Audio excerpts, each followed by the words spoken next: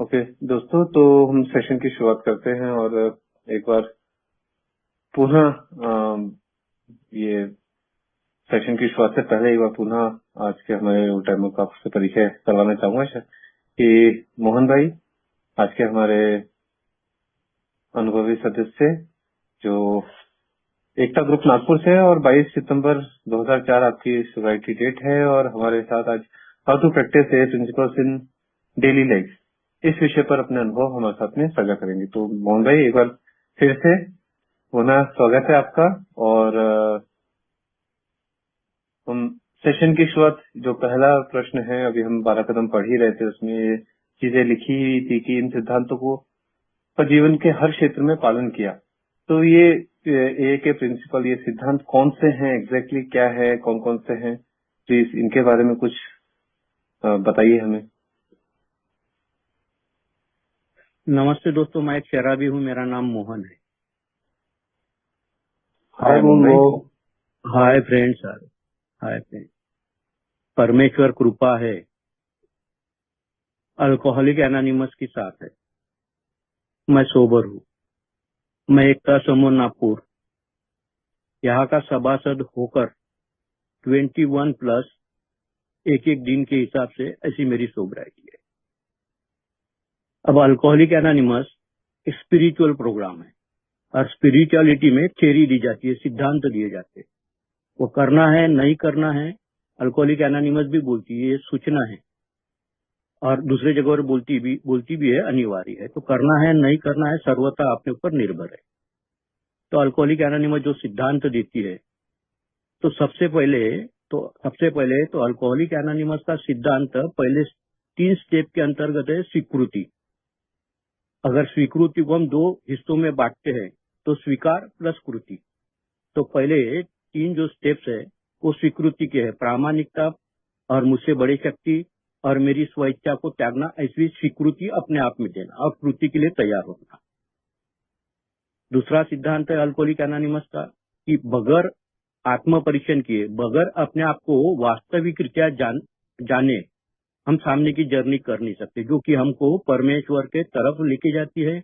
उसके इच्छा से मैं जीवन जीव ये उसके माध्यम से मेरे को संकेत प्राप्त होते। तो आत्म परीक्षण, और आत्म परीक्षण करने के बाद में मेरे जो जीवन में जो भी अपमानास्पद जिंदगी जो मैंने जीवी है या जो भी मैंने पाप कृत्य किए हुए है उसकी कबूली, और एक जो परमेश्वर है वो मेरे को मेरे दुर्गुणों से राहत दिला सकता है। मेरी जो अनर्गल इच्छा है वो अनर्गल इच्छाओं से भी मेरे को राहत दिला सकता है। एक सिद्धांत है। जिनकी मैंने भावनाएं दुखाई है, जिन्होंने मेरी भावनाएं दुखाई है, तो मैं प्रत्यक्ष रीत्या घटनाओं को एपिसोड वाइज उनके सामने बैठकर, रूबरू बैठकर उन घटनाओं का जिक्र करते हुए मैं उनके माफी मांगता हूँ, और उसके अंतर्गत मुझे उस घटना के अंतर्गत जो भावनाएं मेरे अंदर छुपी थी या मेरे क्या उद्देश्य थे, इनकी जानकारी प्राप्त होती है। और जब मैं उनको ये घटनाओं के साथ में जब वर्णन करता हूँ तो मैं ये भी जानने की कोशिश करता हूँ कि उस वक्त उनकी भावनाएं कैसी थी। तो वो 2 तरफा भावनाएं जान लेने से सही मायने में अल्कोहलिक एनोनिमस का जो लिव एंड लेट लिव का जो प्रोग्राम है, जियो और जीने दो का, वो मुझे ध्यान में आता है। तो जियो और जीने दो ये अल्कोहलिक एनोनिमस का फिर एक सिद्धांत है। और उसके बाद में मेरे को मेरी जो जर्नी हुई है, इस जर्नी में मेरे को किस तरीके से जीना है और किस तरीके से जीने देना है, और परमेश्वर के साथ में जो मेरे ताल्लुकात बने हैं, जैसा कि अभी जैसे कि अभी अमित बात कर रहे थे कि परमेश्वर को मानना और परमेश्वर को जानना।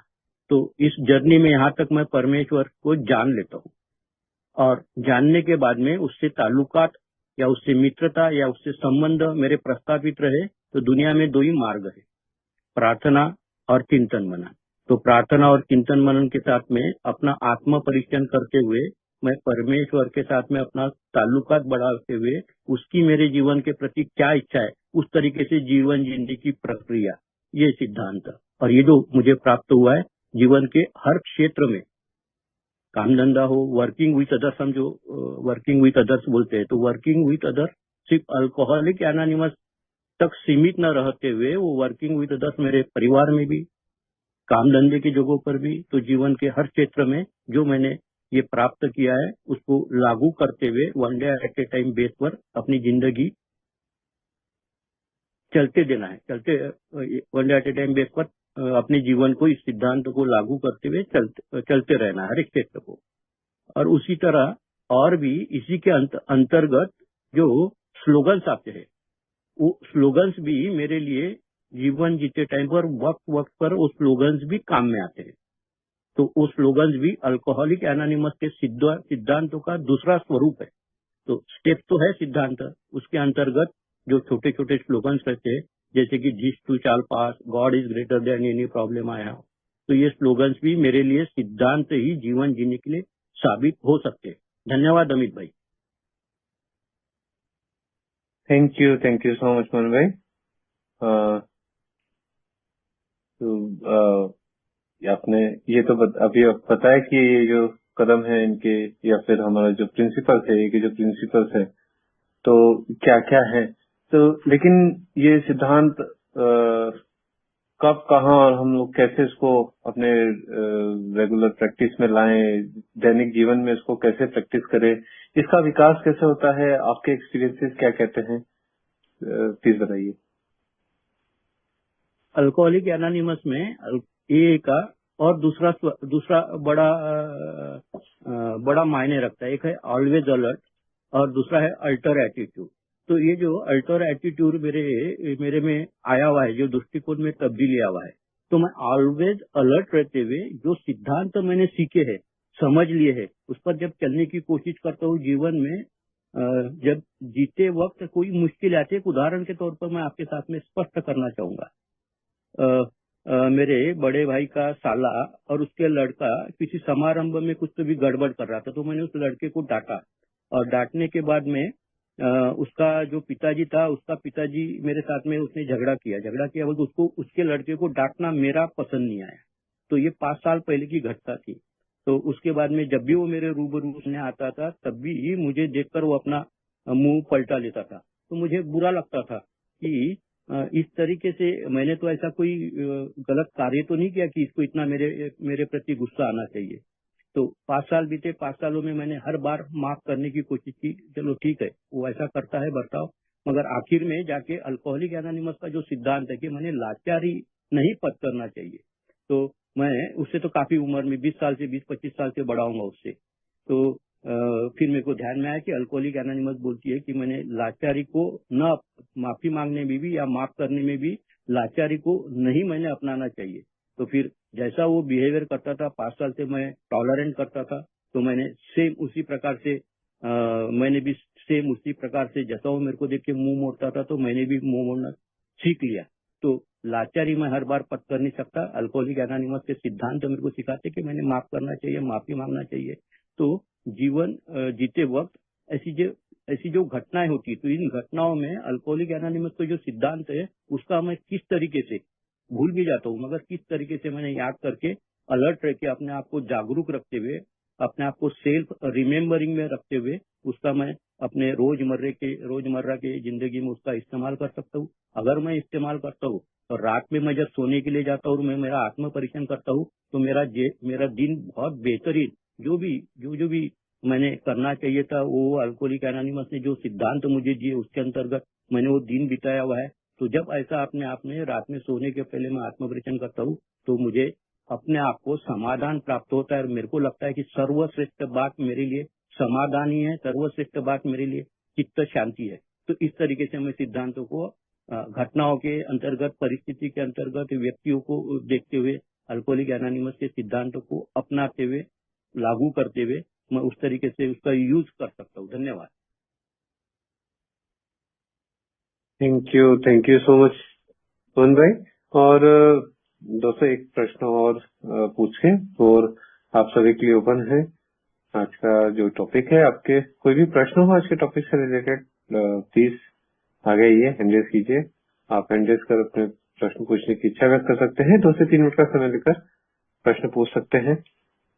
और जैसा मोहन भाई आप अभी बता रहे थे ना, अभी मेरी समझ तो सीरियसली बोलो तो थियोरेटिकली है कि कुछ सिद्धांत जो हमारे कदम सिखाते हैं कि ईमानदारी की बात है, एक फेथ की बात है, एक करेज की बात है, विलिंगनेस की बात है, ह्यूमिलिटी आती है। तो ये सब सिद्धांत सुने सुनाए हैं और मुझे लगता था कि ये मैं अपने जीवन में प्रैक्टिस भी करता हूँ ए में आने से पहले। तो लेकिन ए में आने के बाद में इनका जो स्वरूप था ये या एक्चुअली ये होते क्या, उसका मीनिंग ही बहुत सारा है ना, बदल गया। जैसे शराब के बारे में मेरी सोच बदली, ऐसे ही इन सिद्धांतों के बारे में मेरी सोच बदली। तो प्लीज आप अपने एक्सपीरियंसेस से थोड़ा बताइए कि ये कैसे आपको मतलब आपकी प्रैक्टिस में कैसे आए। ये ऑटोमेटिकली आ जाते हैं, मीटिंग करने से आ जाते हैं कि इसके लिए स्टेप वर्क करना, सर्विस करना, ये सब जरूरी होता है? इस विषय में प्लीज थोड़े सा अपने अनुभव से शेयर कीजिए प्लीज। धन्यवाद अमित। परमेश्वर की कृपा है। अगर वो चाहता है कि सिद्धांतों के साथ में मैं जूँ तो उसकी कृपा लगती है, उसकी ग्रेस के बगैर नहीं। आत्मज्ञान, अल्कोहलिक एनोनिमस का 12 स्टेप प्रोग्राम मुझे आत्मज्ञान करवाता है, और आत्मज्ञान मेरे को लगता है कि विदाउट ग्रेस परमेश्वर के मुश्किल है। तो अल्कोहलिक एनोनिमस में जो भी आपने बताया, ऑनेस्टी है, विलिंगनेस है, या ह्यूमिलिटी है, या फिर क्या फॉरगिवनेस है, जो भी सिद्धांत अल्कोहलिक एनोनिमस हमारे को देती है, तो without practice, without alcoholic anonymous का 12 स्टेप प्रोग्राम, ठीक है बाहर की दुनिया में बहुत सारी बातें पारिवारिक संस्कारों के अंतर्गत, सामाजिक बोलचाल के अंतर्गत बहुत सारी बातें ऑलरेडी शराब पीने के दिनों में भी समझती थी, मगर वो सीक्वेंस में शास्त्रोक्त पद्धति से अल्कोहलिक एनोनिमस का 12 स्टेप प्रोग्राम किए बगैर जब तक मैं उसको जीऊंगा नहीं, समझ लेना, मानना या सुना हुआ है, तो वो बात अपने आप में थ्योरी है, वो अपने आप में एक अलग बात है। मगर मैं जब तक उसको जीता नहीं हूँ तो तब तक मेरे को उसका स्वाद, मैं जब तक का स्वाद मैं चखता नहीं, उसको जीता नहीं, उसको करता नहीं हूँ, तो तब तक वो आध्यात्मिक अनुभूति या आध्यात्मिक जागृति, अल्कोहलिक एनोनिमस को जो अभिप्रेत है, वो आध्यात्मिक रीत्या मैं जागरूक कभी भी नहीं रहूंगा। मैं बाहर करते रहूंगा, मगर वो आध्यात्मिक जागृति और परमेश्वर को साक्षात मेरे जीवन में काम करते हुए जो मैं नहीं कर सकता उसको देखना, वो अपने आप में जो आध्यात्मिक अनुभूति है उससे मैं वंचित रह जाऊंगा। तो वो बगैर 12 स्टेप के उसके ऊपर काम बगैर किए मेरे को नहीं लगता कि वो अल्कोहलिक एनोनिमस को अभिप्रेत जो आध्यात्मिक जागृति है वो प्राप्त हो सकती है।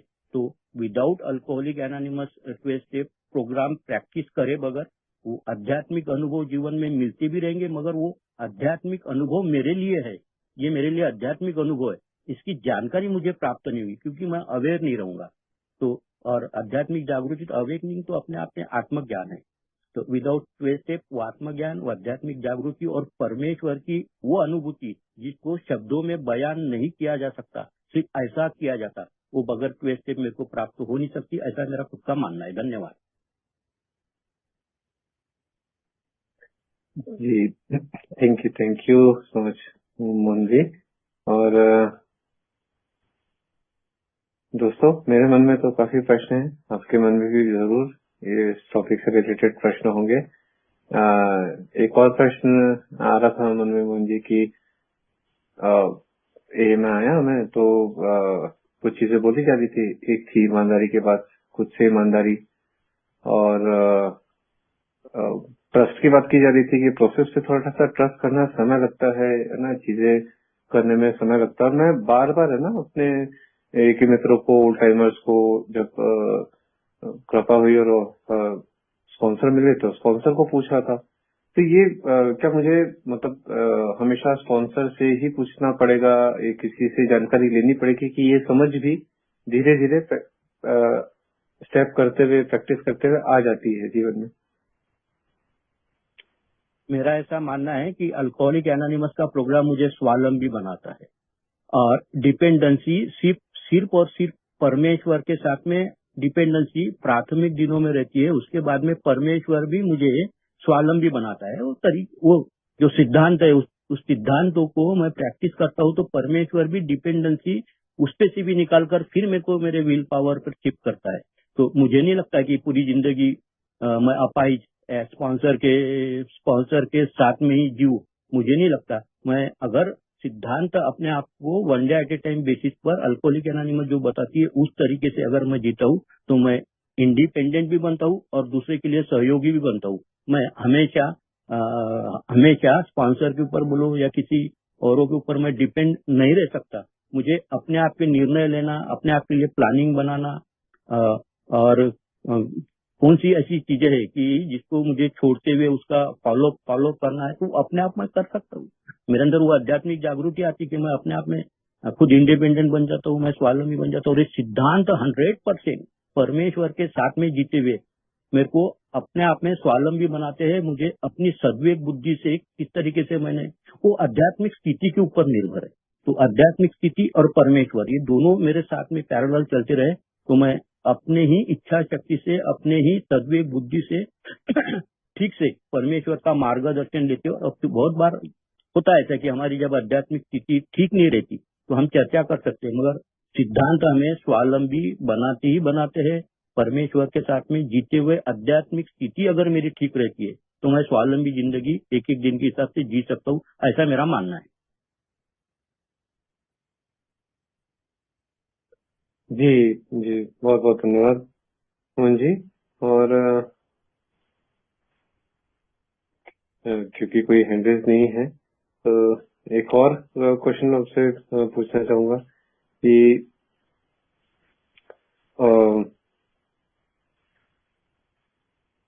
ए में आने के बाद में जो मैं अपना पर्सनल ये कि मुझे बोला जा रहा था बहुत ही ईमानदारी से चलना है ना। जो पहली बात मेरे को उल्टा करके याद है मुझे कि बोली गई थी, या पुराने खाते बंद कर देने हैं, क्विक मनी के पीछे नहीं भागना है, तुरंत पैसा कमाने के पीछे नहीं भागना है, और थोड़ा सा ईश्वर पे विश्वास करना है। जो चीजें खराब है धीरे धीरे ये ठीक होती जाएंगी। लेकिन अगर मैं नौकरी में अगर छोटी मोटी बेईमानी नहीं करता हूँ तो मुझे ऐसा अगर लगता है कि मेरा घर इससे नहीं चलेगा, फाइनेंशियल डिफिकल्टीज होंगी, इनिशियल सोसाइटी में होती ही है, तो यहाँ पे मैं कैसे ये ऑनेस्टी कैसे प्रैक्टिस करूँ? हमारे यहाँ नागपुर में मेडिकल कॉलेज है और मेडिकल के कॉलेज के बाहर में मैयत की दुकानें सजी हुई रहती है। रोज अपना आता है, अगरबत्ती वगैरह लगाता है और भगवान को बोलता है कि आज जरा 2-4 मौतें ज्यादा होंगे, जरा थोड़ा इनकम होंगे, क्योंकि थोड़ी परिस्थिति या फिर कुछ लेना देना है, कुछ शादी ब्याह में वगैरह वगैरह। तो ये तो है, ये तो भौतिकता तो लगी हुई है। तो उसके पीछे का अर्थ ऐसा थोड़ी है कि मैंने इस तरीके से व्यापार या इस तरीके से मैंने नहीं करना चाहिए। तो थोड़ा हम भौतिक दुनिया में रहते हैं, स्पिरिचुअलिटी में पूरी तरह स्पिरिचुअलिटी में रहेंगे तो हम संत या फिर संत के तक हम पहुंच जाएंगे। तो उतना हम कर नहीं सकते। और अल्कोहलिक एनोनिमस को अभिप्रेत उतना करने की अल्कोहलिक एनोनिमस भी बोलता है कि उतना हम कर नहीं सकते। तो मेरा ऐसा मानना है कि बगैर किसी की भावनाएं दुखाए, बगैर चोरी चपाटी या फिर बगैर ऐसा कुछ किसी को यानी जहाँ कर सकते हैं और दिल हमारा या आत्मा हमारी गवाह देते तो मेरा ऐसा मानना है कि हमने वो करना ही चाहिए। मैं मेहनत कर रहा हूँ तो अगर 10 रुपए की चीज है और मुझे लगता है कोई सामने वाला जरा अच्छा पैसे वाला है तो मैं 12 रुपए में उसको बेच ही सकता हूँ। और जब मेरे को ऐसा लगा कि सामने वाला जरा गरीब परिस्थिति में तो मैं उसको 9 रुपए में भी बेच सकता हूँ। तो हम दुनियादारी में जीते, भौतिक दुनिया में जीते, तो हम ऐसा खुद से प्रामाणिक रहते हुए और ऐसा थोड़ा बहुत हम भले के लिए अपने भी और दूसरों के भी भले के लिए हम ऐसा थोड़ा बहुत कर सकते हैं। और मेरा ऐसा मानना है कि करना ही चाहिए। जी, तो जो कहा जाता है कि धंधे के प्रति बेईमानी जो है वो एक तरह की ईमानदारी होती है। लेकिन आई थिंक वो भी सिचुएशन डिपेंडेंट है, जैसा आपने बताया कि वो अंडरस्टैंडिंग आती है धीरे धीरे प्रैक्टिस करते हुए आती है। दोस्तों, आप सभी से निवेदन करना चाहूंगा, यदि आपके कोई प्रश्न हो और मन में कोई भी प्रश्न हो, ये जो हमारे प्रिंसिपल्स हैं, तो इसके ऊपर कोई भी आपके प्रश्न हो, आप डायरेक्टली माइक अनम्यूट करके भी प्रश्न पूछ सकते हैं या फिर हैंड रेज कर अपने प्रश्न पूछने की इच्छा व्यक्त कर सकते हैं।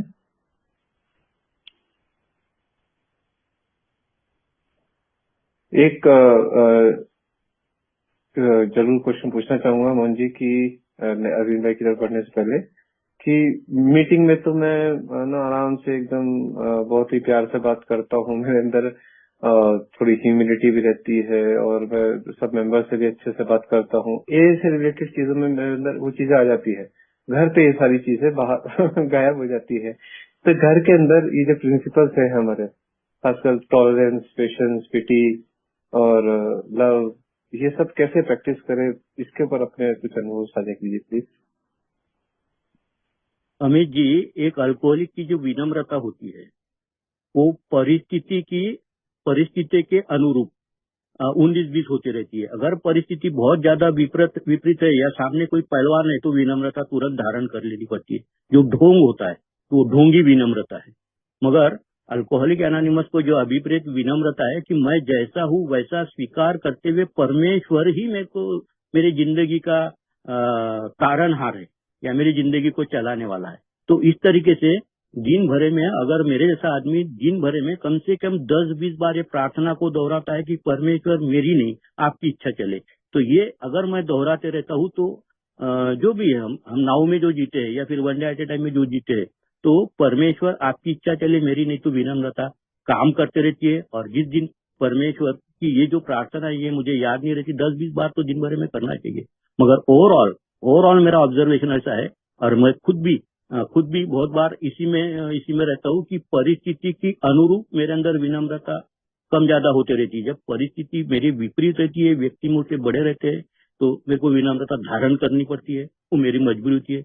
मगर परमेश्वर के साथ में अगर मैं और भी ज्यादा गहरा नाता अपने आप को जिस तरीके से जैसा मैं हूँ जिस तरीके से या जैसा मैं हूँ ऐसा वास्तविक स्वरूप में अपने आप को मान्य करते हुए चलते रहता हूँ, तो मुझे लगता है प्रैक्टिस के ऊपर धीरे धीरे one day at A time base पर जो प्रैक्टिस चलते रहती है तो उसमें हो सकता है पूरी पूर्णता मुझे नहीं लगता, मेरा खुद का ऐसा ओपिनियन है, हो सकता है कि विनम्रता 40% 60% मेरे जीवन में आ सकती है।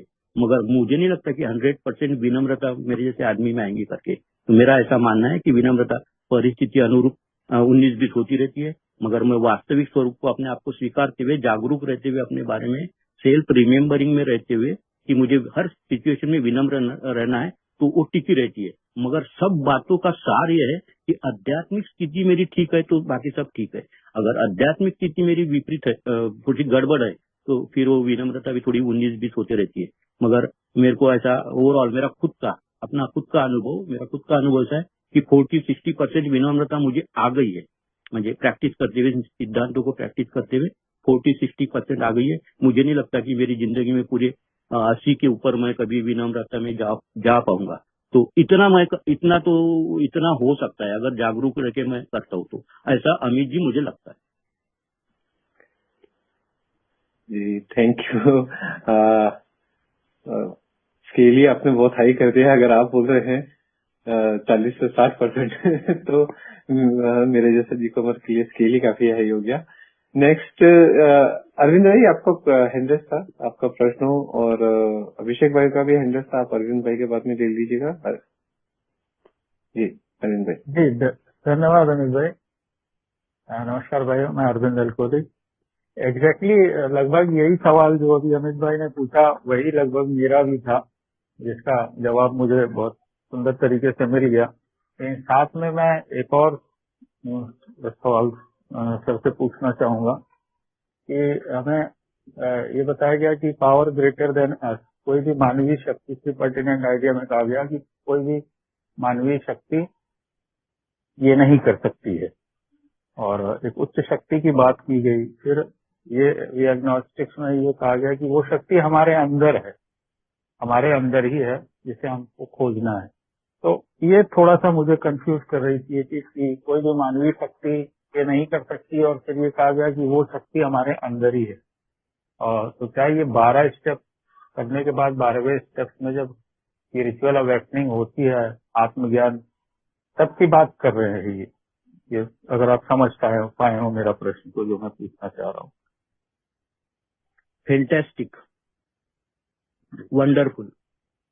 ये बात तो अनिरुद्ध जी ने आपने साफ कर दी कि परमेश्वर का स्थान अंतर्मन में ही है और आध्यात्मिक अनुभवों के माध्यम से अगर हम बिग बुक का वी एग्नोस्टिक अगर चैप्टर पढ़ते हैं तो चैप्टर पढ़ने के बाद में उसके हर लाइन के बाद में या हर वाक्य के बाद में हम उसका एनालिसिस या उसके ऊपर चिंतन करते हैं तो पता लगता है कि परमेश्वर को कहीं बाहर में खोजने निकला, जैसा अभी बोले हुए कि कोई भी मानवीय शक्ति नहीं, मगर बगैर मानवीय शक्ति के परमेश्वर का हमारे को ज्ञान नहीं होगा, मगर मानवीय शक्ति का हमको सहारा लेना पड़ता है। जैसे कि दूसरी स्टेप जब हम प्रैक्टिस करते हैं तो दूसरी स्टेप हम किसके साथ में प्रैक्टिस करते हैं, हम हमारे स्पॉन्सर के साथ में प्रैक्टिस करते हैं, या हमारे घर में माँ बाप है तो माँ बाप, या बीवी है तो बीवी, उसके साथ में प्रैक्टिस करते हैं। दूसरी और तीसरी स्टेप मिक्स ऐसी।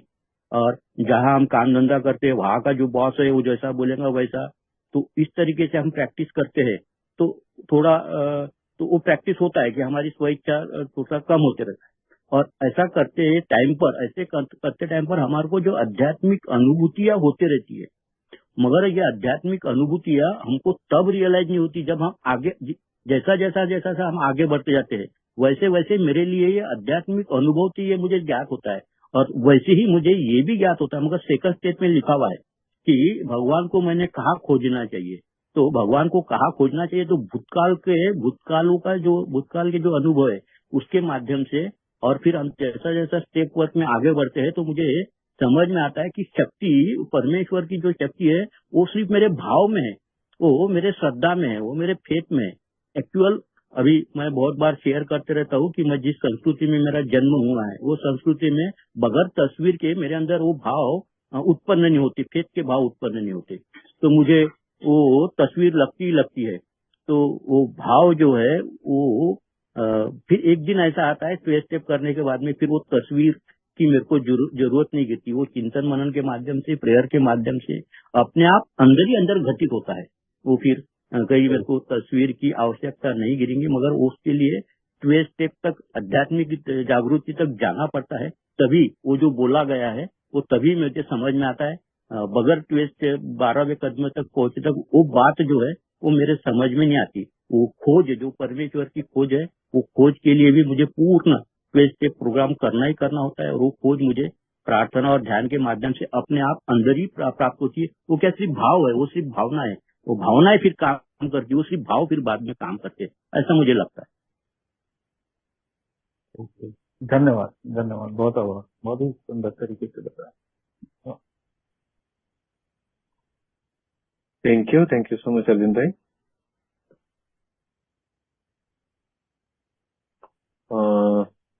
अभिषेक भाई हमारे साथ मीटिंग में नहीं बने हुए हैं, तो तब तक जब कोई हैंड रेज नहीं है, एक बार पुनः निवेदन करना चाहूंगा दोस्तों, इस सेशन का लाभ उठाइए। आपके मन में कोई भी प्रश्न हो, स्वागत है आपका।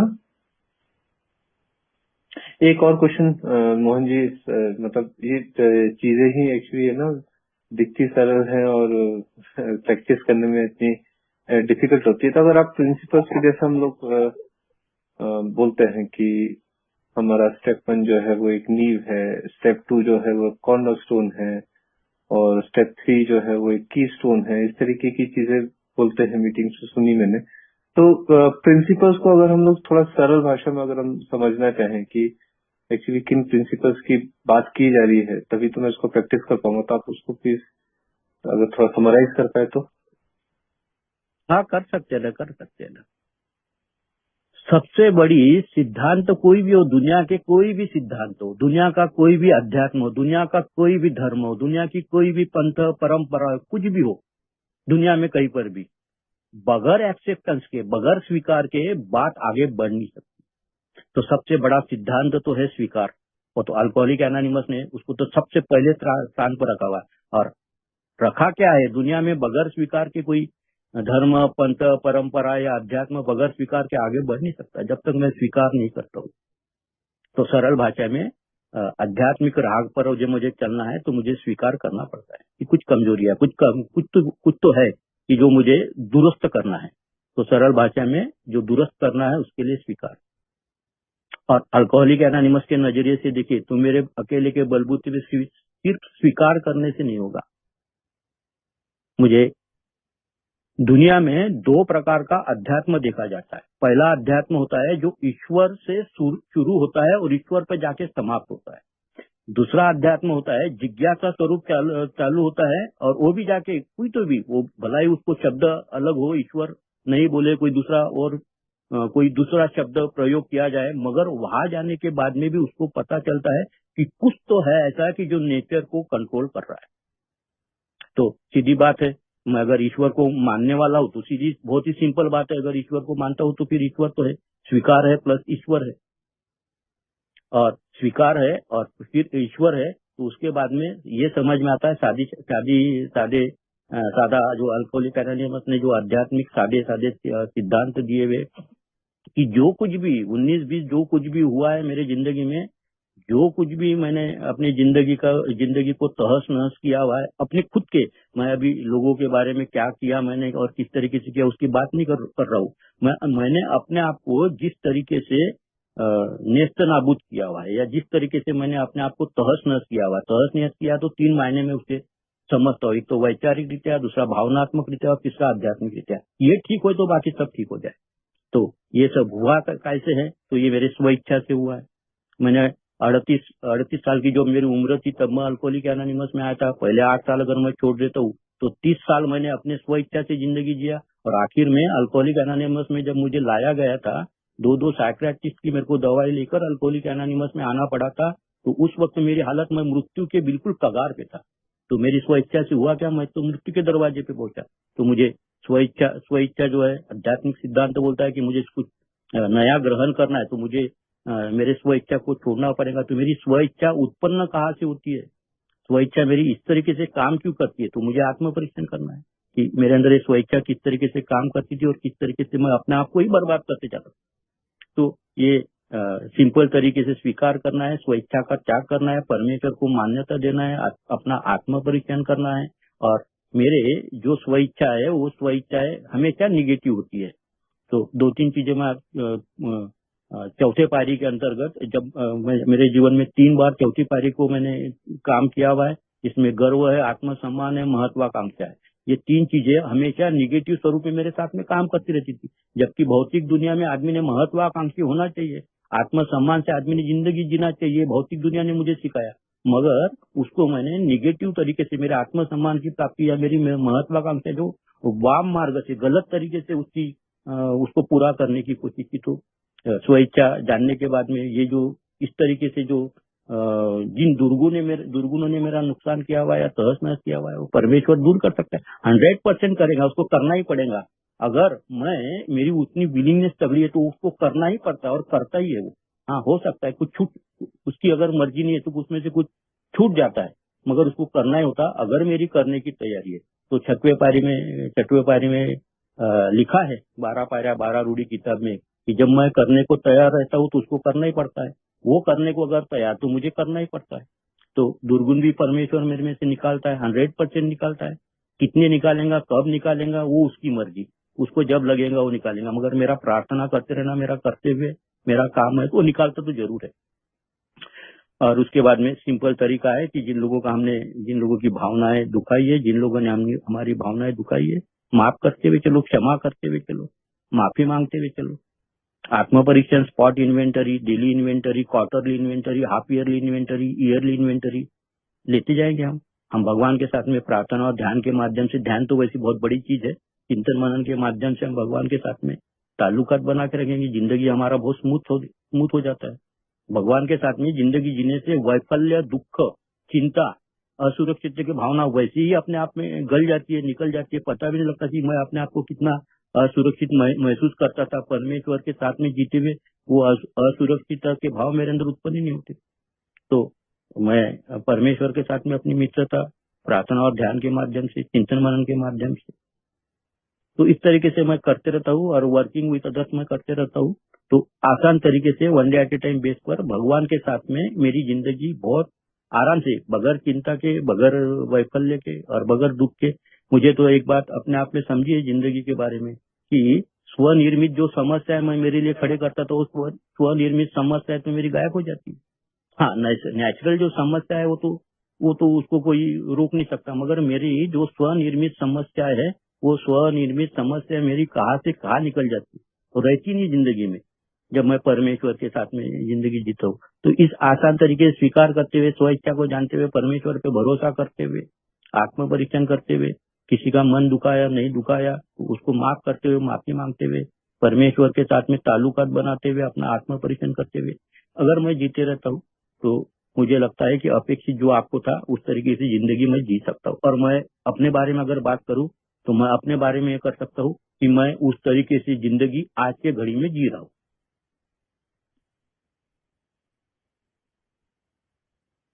जी। आपके एक्सपीरियंसेस सुन रहा था मैं, और है ना, भाव विभोर हो गया था पूरा। Thank you so much Mohan ji. और दोस्तों, ये वन साइडेड सेशन नहीं है, इंटरैक्टिव सेशन है। आपके मन में भी अगर कोई प्रश्न हो, निवेदन करना चाहूंगा, आइए प्रश्न पूछिए। तब तक एक प्रश्न जो जी अशोक भाई, आपका माइक अनम्यूट हुआ जी, स्वागत है। हाँ, नमस्कार दोस्तों, मेरा नाम अशोक नाइक शिरावी। मोहन जी, मेरा अमेंड को लेके एक प्रश्न है। जो हम अपनी जो पुरानी गलतियों के लिए क्षमा प्रार्थी होते हैं और करते हैं, मैं आज एक करके आया। तो जिस तरह सोचा था वैसा गया नहीं, और 13 साल की दोस्ती खत्म हो गई आज दो लोगों के साथ। शराब का ख्याल तो नहीं है, लेकिन मन बड़ा विचलित हुआ। स्पॉन्सर ने कहा मीटिंग पकड़ो, वो करके आया, लेकिन समझ में नहीं आया। बहुत दिल, अभी तक जितना अमेंड किए थे वो तो सही गए थे। ये पहला झटका मिला है, और ऐसा मिला कि जो आखिरी के जो 2 कड़ियां बची थी स्कूल के दोस्तों की, वो खत्म हो गया। आज कोई नहीं बचा है उस लाइन में। तो ऐसी स्थिति से आगे कैसे बढ़ा जाए, और इसमें इसमें वो होप कहाँ से मिलेगी? तो उस पर अगर आप प्रकाश डाल पाए तो। जरूर जरूर जरूर, एक सवाल मैं आपसे पूछ ही लेता हूँ। तो वो अमेंड्स करने के पूर्व आपने 8 पहली स्टेप्स किए हुए हैं जी जी या 8 स्टेप्स किए हुए, और जब अमेंड्स करने जा रहे थे किसी के साथ में चर्चा, या फिर हमारा बिग बुक में जो 6 नंबर का चैप्टर है उसके अंतर्गत हमारे को जो अमेंड्स करने की जो तरीके बताए हुए कि हमने उस टाइम पर या फिर उस सिचुएशन में अपने आप को कैसे रखना है, या फिर वो अमेंड्स करने की जो जिन लोगों को अमेंड्स करना है तो उसके लिए अपने आप को कब तक रोकना है, या फिर वो परमेश्वर को प्रार्थना करके कि वैसा योग, वैसी स्थिति, वैसा सिचुएशन परमेश्वर उपस्थित करेगा तो मैं वहां जाऊंगा। तो ये सब आपने ऑलरेडी किया हुआ है, और सामने वालों किया ने हुआ है, स्पॉन्सर से डिस्कस किया है, सब वो जो बाय द बुक चीजें हैं सब करके गया। हाँ तो ठीक है। फिर अभी एक ही उपाय योजना बचती है कि परमेश्वर से प्रार्थना करेंगे हम, हमारी मन शांति है। हमने हमारे तरफ का जो गटर है, हमारे तरफ की जो हमारे तरफ का जो ये है वो हमने कर लिया है। तो फिर अब उनकी तरफ का वो नजरिया है, तो हमने मेरे तरफ से अपने मेरे तरीके से अपने मन शांति के लिए मैंने वो चीज कर ली है। तो मैंने कर ली है, और परमेश्वर को हम धन्यवाद दे सकते हैं कि मैंने मेरे तरफ से किया हुआ है। अगर उनको कुछ लगा है 19-20 सामने वाले को, तो अब उनका लुकआउट है। उन्होंने अगर हमारे को माफ नहीं किए तो उनका लुकआउट है। मैंने मेरा काम किया हुआ है, इसमें मेरे को समाधान प्राप्त होना ही होना है, और होता है कि मैंने मेरा काम जो दिया हुआ है, जो सिद्धांत दिया हुआ मैंने किया हुआ है, इसका मेरे को समाधान ये तो होता ही है। अब कई बार होता है ऐसा कि थोड़ा सा हमारे बोलने से बोलो, या फिर हमारे को जो पुराने तरीके से हम जो जिंदगी जीते थे, आज भी उनके मन में वो हमारे प्रति जो प्रतिमा बनी हुई है, उसकी वजह से हमको माफ नहीं किया। मगर देर सवेर मेरा ऐसा मानना है, और मैं ऐसा मानता ही हूँ कि देर सवेर उनको उनके गलती का एहसास होगा, और आपको बोलेंगे कि वो आपको खुद बोलेंगे कि यार वो उस टाइम पर हमारा बिहेवियर अच्छा नहीं था। तो हमको उस वक्त के लिए हमको राह देखनी है, प्रार्थना करनी है, उनके लिए प्रार्थना करनी है। और ऐसा होगा 100% कि वो लौट कर आपको बोलेंगे कि उस टाइम पर तूने बहुत, ऐसा होता नहीं दुनिया में। लोग ऐसा इतनी पुरानी बात निकाल कर माफी नहीं मांगते, मगर आप वो तेरे में करे गए तो हम उसका क्या बोलते हैं, हम उसको सलाम करते हैं। वो आगे पीछे वो हो सकता है उनको उनके गलती का एहसास होगा, तब आपको दुगुनी खुशी प्राप्त होगी, ऐसा मेरे को लगता है। धन्यवाद। थैंक यू अशोक भाई। नेक्स्ट क्वेश्चन के लिए नितिन भाई, स्वागत है आपका। Thank you Amit ji. नमस्कार दोस्तों, मेरा नाम नितिन है और मैं एक शराबी हूँ। और मोहन आर सर की बातें सुनने के बाद बड़े तमाम सा मन में दुविधा सी आ रही थी। मैं ये तो मानता हूँ और मुझे ये दिखता है और बड़ा कष्ट होता है कि मेरे कितने गलत तौर तरीके थे लाइफ में, जिसने मेरी जिंदगी पूरी बेकार कर दी। अल्कोहल तो बाद में आया उसमें।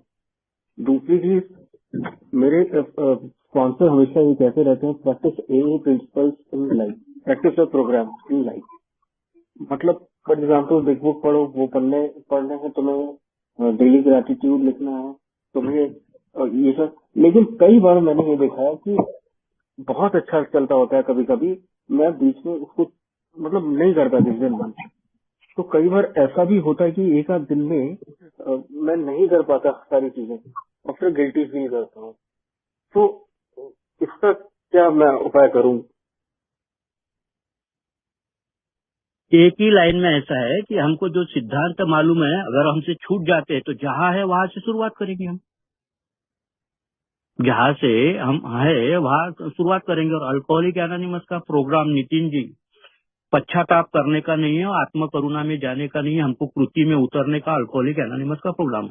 कुछ रह गया, कुछ छूट गया, भूल गए तो हमको याद आ गया तो हम फिर दोबारा उन सिद्धांतों के ऊपर काम करना शुरू करते। हम पश्चाते या आत्म करुणा में या बिचारेपन की भावना में नहीं जाते। अगर हम जाते हैं तो उसको डिप्रेशन है वो, और डिप्रेशन धीरे धीरे धीरे धीरे हमको उसमें से फिर बाहर निकलना मुश्किल होता है। तो जहाँ हमको एहसास होता है वहां से हम दोबारा चालू कर सकते हैं।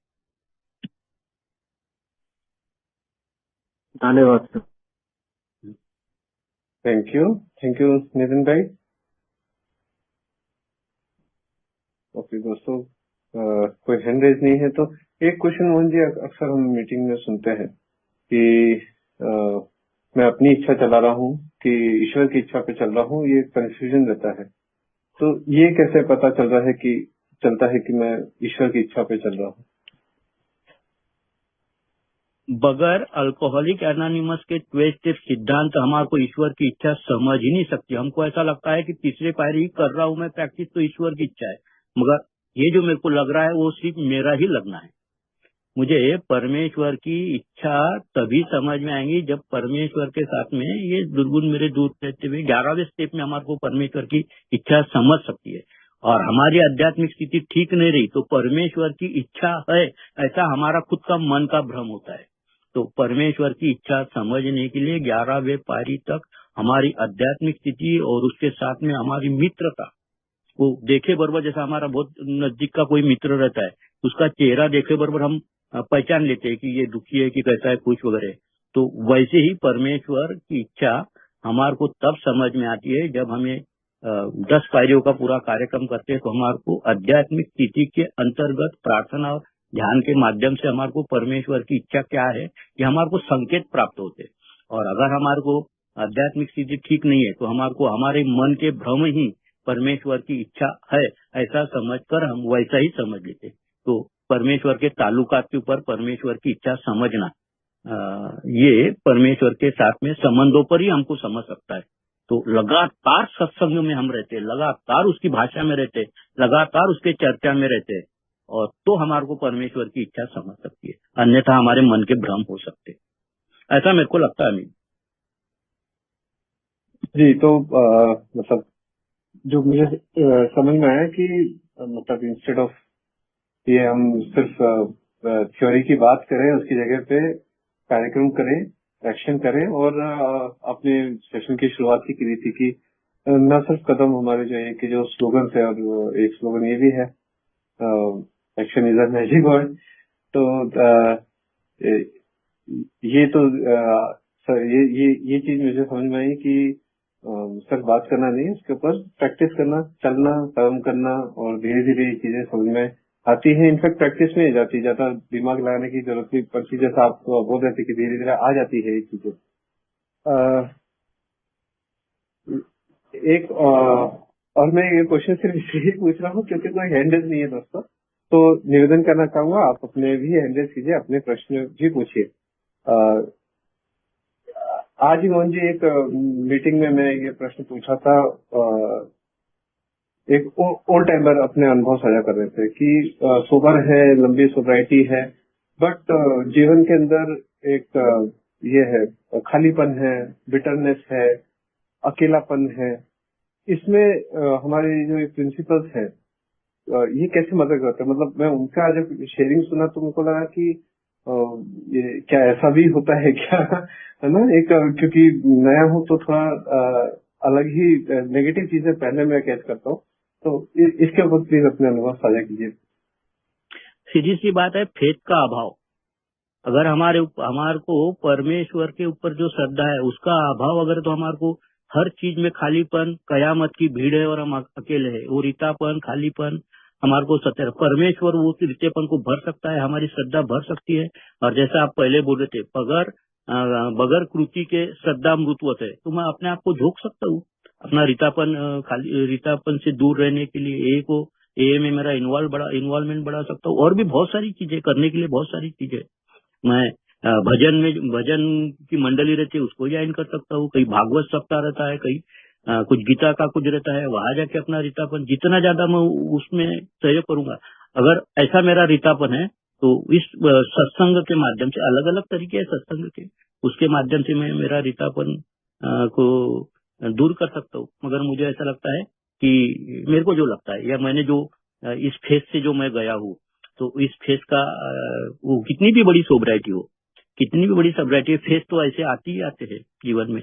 तो मैं जब इस फेज से मैं गुजरता था तो मेरे को एक ध्यान आया कि जो कृति अल्कोहलिक एनोनिमस बताती है, वो कृति करने में मैं कम पड़ रहा हूँ करके, ऐसा मेरे को रितापन या खालीपन लग रहा है। तो वो फेथ जो मैंने प्राप्त करी हुई है वो जाती रही है मेरे में से करके मेरे को रितापन लग रहा है। तो कृति प्लस फेथ अगर मैं वो एक एक दिन के हिसाब से करते रहता हूँ तो वो जो रितापन मेरे में भरता है वो शायद न भरे। मैं वर्किंग अदर्स जितना करूंगा तो वो रितापन मेरे में नहीं आएगा। मगर ओवरऑल अगर समझा देखा जाए तो ज्यादातर आदमी को तकलीफ जब होती है, जब फाइनेंशियल इनसिक्योरिटी उसमें भर जाती है, तो फिर वो फेथ बोलो या जो भी चीज है, फिर थोड़ा सा इंसान थोड़ा फाइनेंशियल इनसिक्योरिटी का दुनिया, आज की जो दुनिया है आजकल ज्यादा मायने रखता है, पैसा बहुत मायने रखता है, उसकी इनसिक्योरिटी बहुत मायने रखती है, तो थोड़ा सा होता है। मगर ये फेज रहता है और फिर लौट कर फेथ वापस आती है। परमेश्वर करता है किसी ना किसी माध्यम से, वो फिर मेरी फेथ को लौटाने की कोशिश करता है। और जिस दिन ये बात ध्यान में आ जाएंगी, मेरे जैसे आदमी को जिस दिन ये बात ध्यान में आ जाएंगी कि जो कुछ भी होना है मेरी जिंदगी में उसके मर्जी से होना है, तो फिर वो रितापन मेरे को लगता है कि वो मेरे साथ में काम नहीं करता, ऐसा मेरे को लगता है। इस फेज से मैं भी गया हूँ, लोग भी जाते हैं, बहुत सारे लोग जाते हैं, मगर सभी फेजेस जो रहती है जीवन में सब टेम्पररी रहती है, ऐसा मेरा मानना है Amit ji. Thank you so much Mohan ji. और आपके अनुभव सुन रहा था और आपकी कही बार बार याद आ रही थी, और जैसा हमारे ग्रुप में लिखा भी है, एक डेली रिप्रीव है जो कि हमारी स्पिरिचुअल कंडीशन हम मेंटेन कर रहे हैं, मतलब ग्रेस प्रोवाइड करता है मेरा हायर पावर, अगर मैं उसके ऊपर काम करता हूँ तो एक्शन आ गया। तो लेकिन एक बहुत ही इंटरेस्टिंग क्वेश्चन, इंटरेस्टिंग नहीं मतलब बहुत ही प्रैक्टिकल क्वेश्चन कल एक मेंबर ने पूछा था कि अल्कोहल से जो किक मिलती है, जो मजा मिलता है, वो मुझे, मैं 2 महीना मैं सोबर, 3 महीना ऐसा सोबर था, और उसके बाद में वो किक नहीं मिला तो वो मैं रिलैक्स हो गया। तो क्या ये वो मजा जो है वो ए के प्रिंसिपल्स में, ए के प्रोग्राम में मिलता है, ये कैसे समझ में आया एक न्यू कमर के पर्सपेक्टिव से? जैसे कि आप जब आए और तब आपकी जो अंडरस्टैंडिंग थी और आज जो अंडरस्टैंडिंग है, उसमें जो डिफरेंस है, प्लीज वो अपने अनुभव साझा कीजिए प्लीज। फैंटास्टिक, बहुत ही बढ़िया। मैं जब अल्कोहलिक एनोनिमस में आया तो मुझे स्वतंत्रता का भय, एक शब्द आता है स्वतंत्रता का भय, दारू से दूर हो जाने का डर, और वो जो आनंद की जो अनुभूति है, या फिर दुख में भी आनंद को ढूंढना, दुख में भी एक आनंद होता है। हम दुखी क्यों रहते हैं? दुख खींच कर हम लाते हैं, तो उसमें भी आनंद आता है हमारे को, उन विचारों में रहने में हमारे को आनंद आता है।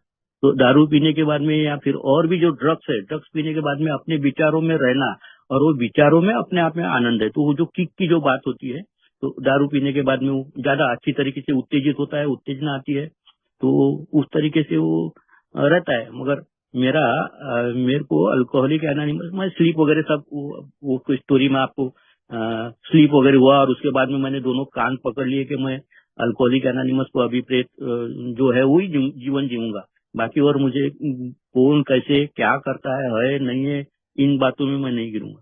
मगर एक बात तो पक्का है कि आनंद की अनुभूति, जिसको हम आत्मानंद बोलते हैं, वो ना शराब में और कोई भी चीज में, वो सिर्फ परमेश्वर के साथ में ही प्राप्त हो सकता है। मैंने भोगा हुआ है, मैं उसमें रमान रहा हूँ, तो उसमें से न निकलने की चेष्टा, उस आत्मानंद से परमेश्वर के साथ में प्रार्थना या ध्यान के माध्यम से जो उसमें रममान होने के बाद में उसमें से न निकलने की इच्छा, मेरे को लगता है वो सबसे बड़ा आनंद है। और जिस दिन परमेश्वर के साथ में इस तरीके से ताल्लुकात बनेंगे, तो थोड़ी सी वो जैसा बार बार अमित आप दोहरा रहे हो कि action is a magic word, वो बगैर एक्शन के तो लगभग नामुमकिन है, असंभव है। तो मेरे को लगता है कि ये आनंद जो दारू के साथ में या जो बातें हमारे को लगती है कि जिससे हमारे को आनंद प्राप्त होता है, एक बार परमेश्वर के साथ में आनंद प्राप्त करने की अनुभूति प्राप्त हो जाए तो फिर आनंद ही आनंद जीवन में। वो मेडिटेशन करने बैठे तो भी चेहरे पर वो बगैर अंदर तो अंदर रहता ही है, वो चेहरे पर भी उमड़ता है, लोगों को भी दिखता है। तो ये सिर्फ एक बार उत्पन्न होने की देरी है। तो फिर मेरे को नहीं लगता कोई भी सदस्य हो फिर वो दारू में आनंद खोजने की कोशिश करेगा। उसको परमेश्वर के साथ में जीने में आनंद एक बार आना चालू हो जाए तो फिर क्या कहने जीवन के क्या कहने। वो मेरे को कुछ करना ही करना नहीं है, सब उसी ने करना है, परमेश्वर ने सब करना है। तो वो आनंद की एक बार अगर क्या बोलते उसको चटक लग जाए या फिर एक बार वो आनंद थोड़ा मजा आ जाए तो फिर बार बार जैसा दारू से बार बार लेने का इच्छा होती है, वैसी परमेश्वर के साथ में प्रार्थना और ध्यान के माध्यम से बार बार आनंद को प्राप्त करने की इच्छा होती है सिर्फ। मगर एक बार उस प्रकार से वो अंदर एक बार आवड़ जिसको बोलते हैं या फिर एक बार वो चाह उत्पन्न हो जाए तो फिर जिंदगी जीने में मजा आ जाए और मैं उस तरीके से जिंदगी मजे से जी रहा हूँ।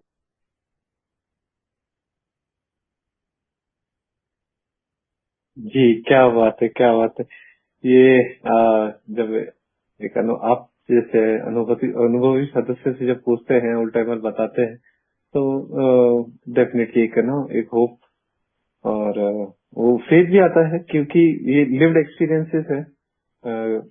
पर सुनी सुनाई बातें तो मुझे विश्वास नहीं होता था ये में आने से पहले, लेकिन क्योंकि यहाँ पे मेंबर्स हैं जिनको यही समस्या थी और उसके बाद में भी एक अच्छा जीवन जी रहे हैं, तो thank you so much Mohan भाई। और नेक्स्ट अरविंद भाई, आपकी तरफ बढ़ने से पहले एक कुछ अनाउंसमेंट के लिए थोड़ा सा पॉज देंगे हम।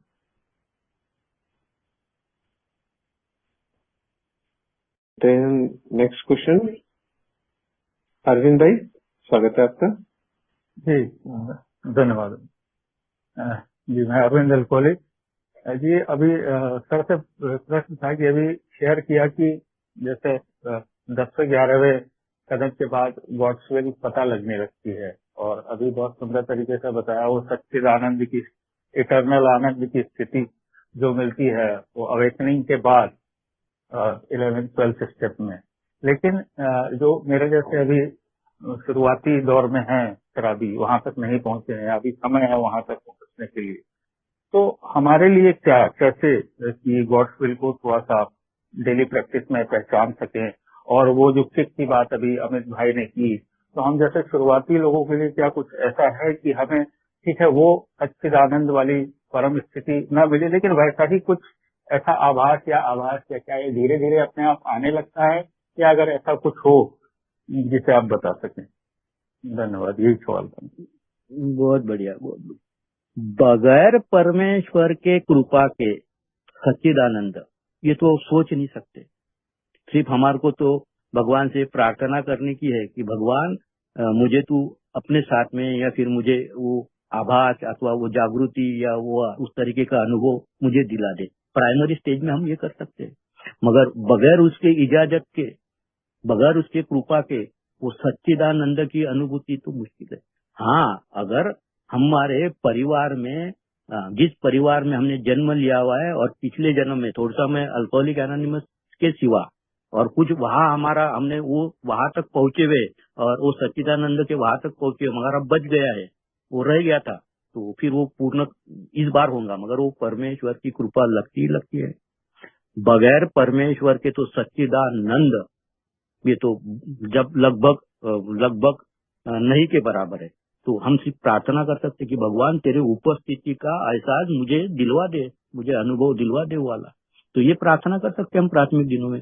और प्रार्थना करते हुए अल्कोहलिक एनोनिमस ने जो मैं आनंद की अनुभूति में प्रार्थना और ध्यान के माध्यम से बोल रहा था, तो वो करने के लिए तो मेरे को मेहनत करनी पड़ेगी, मुझे कष्ट तो करने ही पड़ेंगे और वो कष्ट कृति के अंतर्गत मुझे 12 स्टेप के माध्यम से करनी पड़ेंगे। मगर प्राइमरी अवस्था में अगर मुझे ऐसा लगता है कि मुझे भी वो प्राप्त करना है जो मेरे पहले आए हुए लोगों ने किया हुआ है, तो मैं परमेश्वर के साथ में प्रार्थना कर सकता हूँ कि भगवान मुझसे तू करवा ले, मैं करने के लिए तैयार हूँ। तो इस तरीके प्राथमिक दिनों में हम भगवान से प्रार्थना कर ही कि मुझसे करवा ले, मैं करने को तैयार हूँ। तो इस तरीके से हम कृति के माध्यम से कर सकते हैं। और 100% अनिरुद्ध जी, मैं 100 रुपए के स्टैम्प पेपर को बगैर आपको पहचाने बगैर आपको जाने में 100 रुपए के स्टैम्प पेपर पर लिख कर देता हूँ कि अगर हम करेंगे तो आत्मानंद जो सच्चिदानंद जो हमारे अंदर जो भगवान भी हमारे अंदर हमको मिलेगा और उसकी अनुभूति हमको होगी और अनुभूति को हम छोड़ेंगे नहीं, हम छोड़ना नहीं चाहेंगे। इतना उसमें आनंद है, बाकी सब छूट जाता है। जिसको हम बोलते हैं कि जो मोह जो हमारे को लगा हुआ है दुनिया भर का, वो सब छूट जाता है और हमारे को परमेश्वर का मोह हमारे अंदर उत्पन्न होता है और उसी में वास्तव्य करने में मजा आता है। तो प्राथमिक दिनों में हम भगवान से प्रार्थना करके करेंगे कि तेरे दुनिया में, तेरी जो दुनिया है उस दुनिया के लिए मेरे को तैयार कर और मैं कृति करने के लिए अगर तैयार रहता हूँ तो हमारे को उस स्थिति हमारे जीवन में आ सकती है। अगर मैं कृति करने को तैयार हूँ, पैरेलल परमेश्वर की कृपा अगर है तो दोनों एक साथ मिलता है, तो उस स्थिति में हमारे को वो आस्वाद वो स्वाद परमेश्वर हमको दिलवा सकता है। ठीक अभी प्राथमिक दिनों में भगवान के पास में ये क्या बोलते डिमांड करना या फिर भगवान के पास में प्रार्थना करना कि उस तरीके से मुझे अपेक्षित है तो उस तरीके से मुझसे करवा लो, तो वो करवा लेगा। हमारी जो आर्त हाक जिसको बोलते हैं, अंदर से जो हमारी आर्त हाक निकलती है वो उस तक पहुंचेंगी।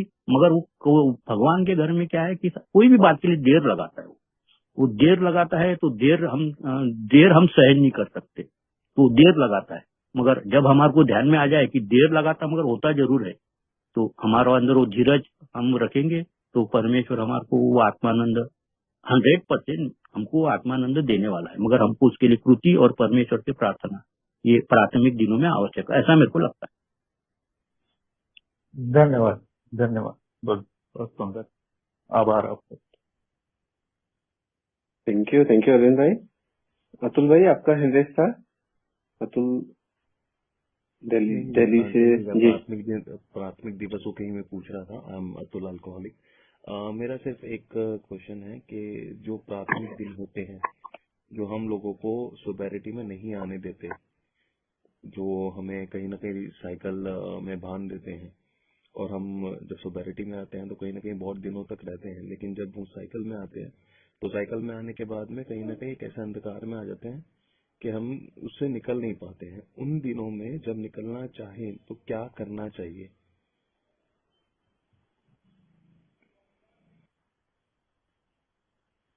सेवंथ नंबर का चैप्टर है बिग बुक में, वर्किंग विथ अदर्स। हम वर्किंग विद अदर्स करेंगे, हमारे को बाकी चीजें समझ जो मीटिंग कर रहे हैं, हम प्रार्थना कर रहे हैं, जो भी हमारे को दूर रखने के लिए बोला जाता है वो कर रहे हैं, बावजूद इसको हमारे को सफलता प्राप्त नहीं हो रही।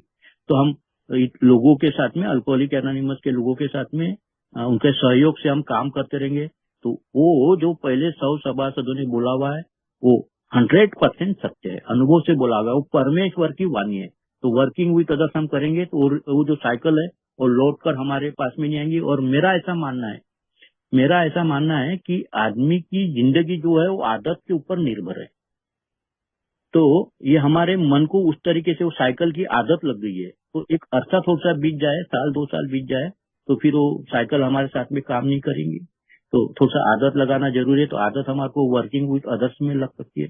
मैं कभी ऐसा शेयर भी करता था कि कोई मेरा मित्र था जो मिलिट्री में था, 15 साल के बॉन्ड के बाद में वो सिविल लाइफ में आया, मगर हर रोज वो दाढ़ी मूछ कटवाता था।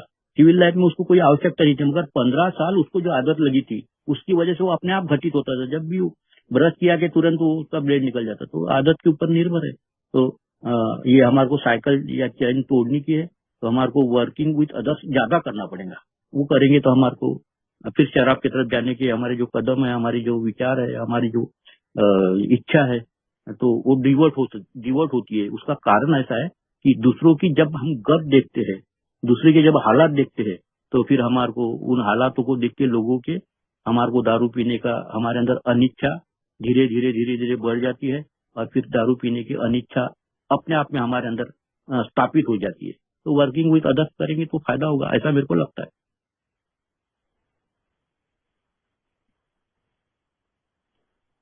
जी, आई होप अतुल जी आपको मेरे प्रश्न का सवाल जवाब मिला होगा। अतुल जी, बिल्कुल is it okay? Thank you. Okay. लेकिन जब आप जब ये चीज शेयर कर रहे थे तो मोहन जी ये क्वेश्चन आ रहा था मन में कि इसके ऊपर